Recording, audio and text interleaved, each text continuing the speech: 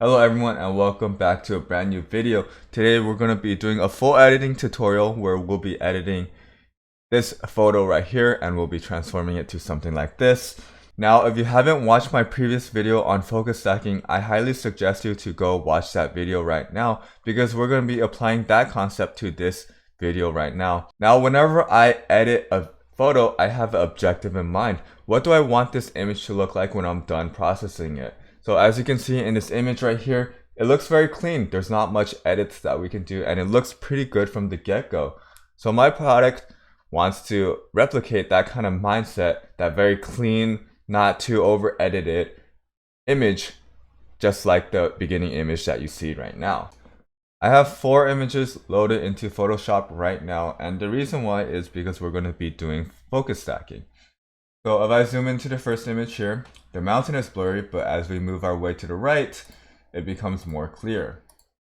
You can see that we're going to be using this stack for the mountain and vice versa. So down over here, the rocks are in focus, but down here, it's way too blurry. So we need focus stacking to make sure that our entire image is sharp. So how I'm going to edit this is I'm going to edit all 4 images at once, and we can do that by Shift and then we're going to click all the way to the right so we have all our images selected. So what that does is that any edits that we make on the panel right on this right side over here, it'll affect all 4 of our images. So if I increase the exposure, it'll do that to all 4 images right here. So obviously that does not look good, so I'm going to put it back down to 0. Alright, so I'm going to zoom in to this mountain right here, and you see this nasty green line. It's even more prevalent in this image right here on the right side. So the first step that I'm going to do is remove the fringing. So first thing I'm going to do is zoom into this mountain right here. Remember to keep all 4 of them checked or else you will only edit one of the photos. Alright, so I'm going to go down to optics and then I'm going to remove chromatic aberration here. So you can see that this green halo is gone. So this is before, you can see this green line. And after removing chromatic aberration, you do not see that green line anymore. You can also check profile corrections. And I'm just going to select my lens, which is Venus Optic and the 15mm zero distortion. So that looks way too blown out. So I'm just going to decrease the vignette effect a little bit. Probably to around there, probably even more.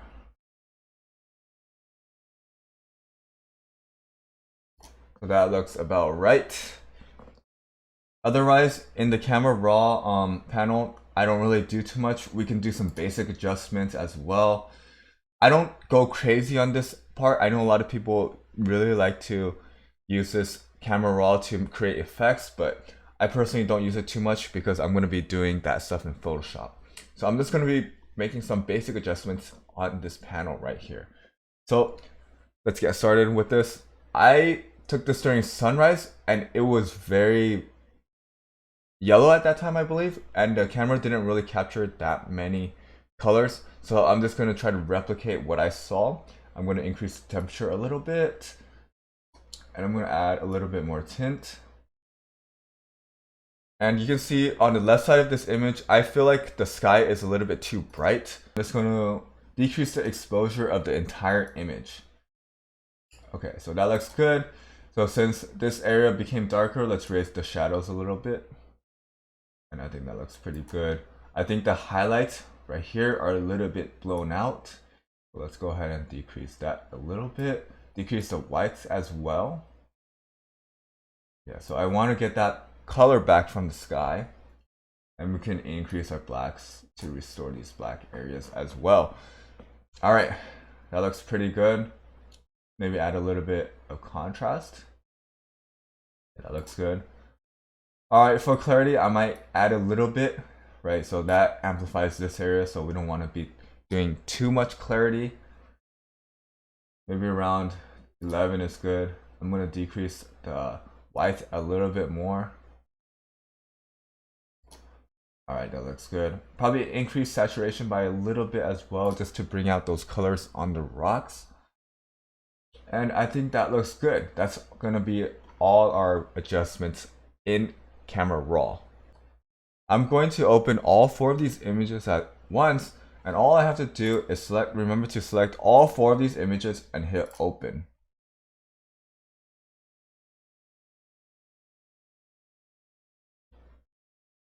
As you can see, they load it as separate documents as Photoshop. So what we want to do here is stack them all together now. So let's go ahead and go into File, Scripts, and load files into stacks. And we're just going to hit Browse, and then we're going to select the 4 photos that we opened just now. Hit OK. And then here we are. We have 4 images loaded into a stack. So we can close the other ones. No, we don't want to save. No. All right. So we have them all into one document now, and then we want to select all of them. Select all of them. You can use Shift and click to select all of them. Remember that we can align images by going to Edit, and then Auto Align Layers, and then Auto. Remember, you have to make sure that you have all 4 images selected, or else they will not align. And Auto is just fine. So Photoshop is going to auto align for you. And there you go. So all of these photos should be aligned. Yeah, looks pretty good. Next, we're going to keep the images selected, and we're going to focus stack now. So same thing, we're going to edit, but now we choose auto blend layers, and make sure you have stack images, and we can select these 2 seamless tones and colors. That's fine. Press OK.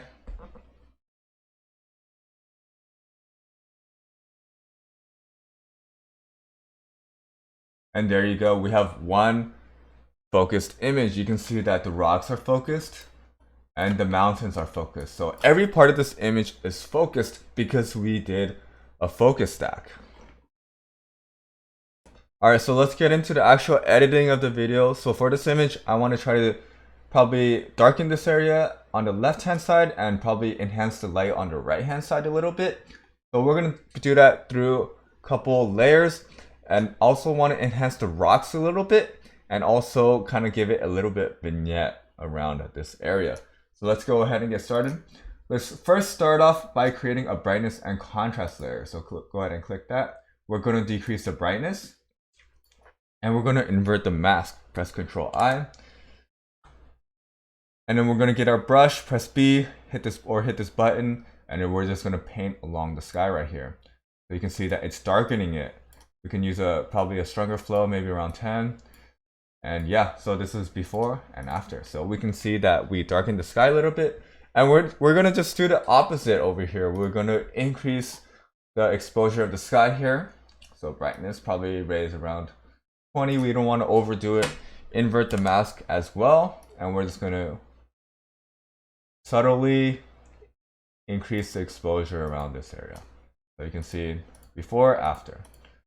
I think I'm going to remove some of it, so you can use a black brush and remove it so it fades a little bit better. There you go. All right, so we're going to go into adjustments once more, and we're going to create a curves layer. So I want to enhance these rocks, but I want to do it in a more sophisticated way. So we're going to zoom into the rocks here, and I want to give it a custom dodging. So what I'm going to do here is try to increase exposure to one that I like. So I think here looks pretty good. It doesn't wash out the color of the rocks. It doesn't make it look too less contrast. It doesn't make it look flat, basically. And we're going to invert it again to hide the mask. And then we're going to use a white brush. And then, as you can see, when we paint over it, it brightens it. So I'm gonna do a low flow, like maybe 5%. And I'm just going to paint over these rocks, areas that I want brightened. So along the edge here, we're going to make it fade into this rock. See, like over here should be kind of dark, while up here should be brighter. So yeah, you can see that 5% even does a lot, right? You can go along this ridge, make it fade into the darkness. Same thing with here. Alright, so that is before, after. before after. It looks pretty good so far. I'm probably going to enhance this rock a little bit more, the edge of this. So nothing too crazy, just a little bit added effect. I want to darken these rocks over here by a little bit. So I made that another curve. I'm going to invert it and just paint along this edge right here. So we're darkening this area right here. Maybe around these rocks too, because you know there's no reason for the viewer to be looking at these gray rocks here.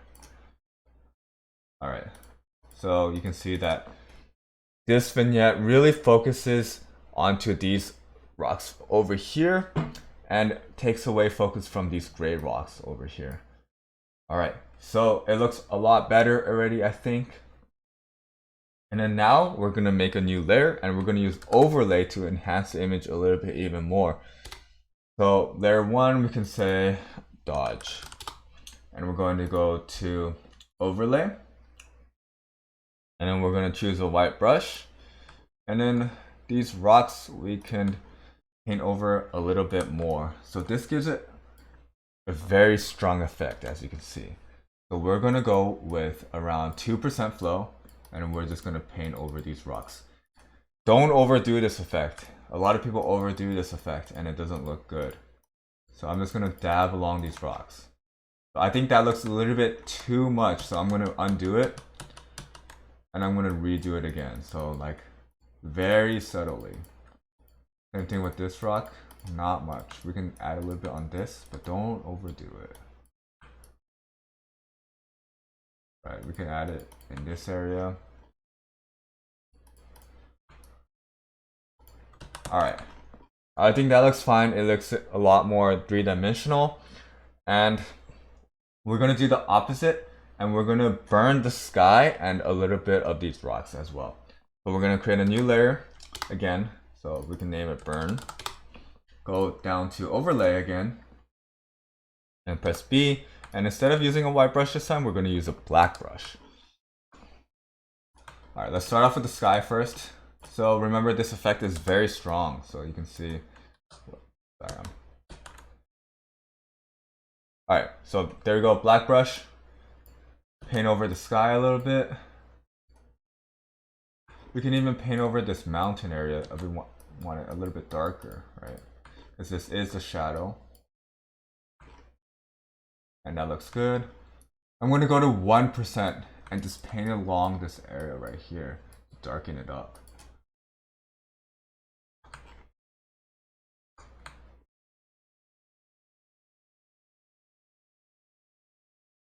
A little bit more in the sky here. This area needs a little bit darkening. Yeah, so I'm trying to make it even. And I think that looks pretty good.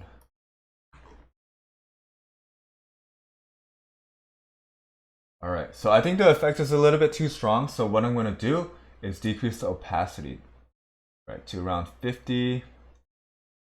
And that looks much better. It looks more natural, it looks a lot better, it fades a lot better.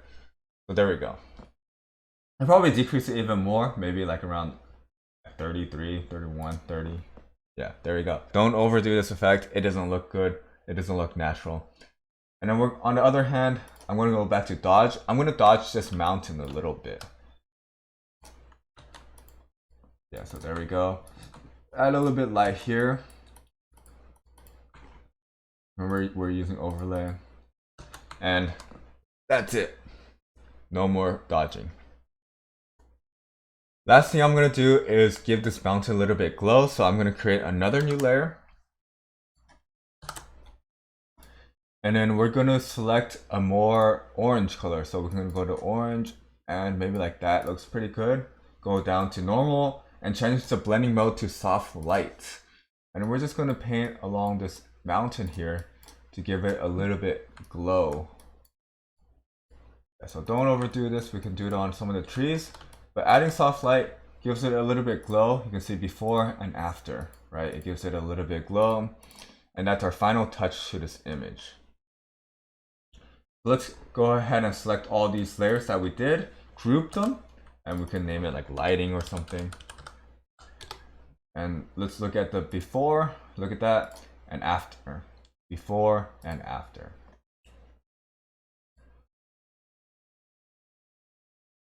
Alright, so I think we did a little bit too much dodging on this rock right here, so I'm going to get the eraser, get rid of that. And I'm going to dodge it again.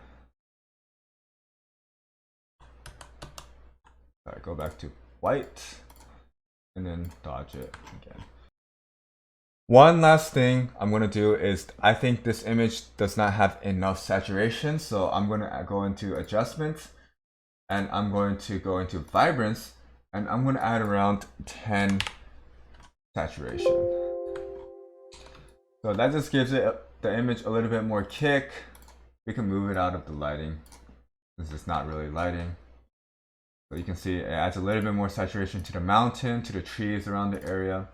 Yeah, nothing too crazy, but I think that's a good way to finish off the image. Remember, as always, if you enjoyed this video, please smash that like button. And if you like my videos, please consider subscribing if you haven't already.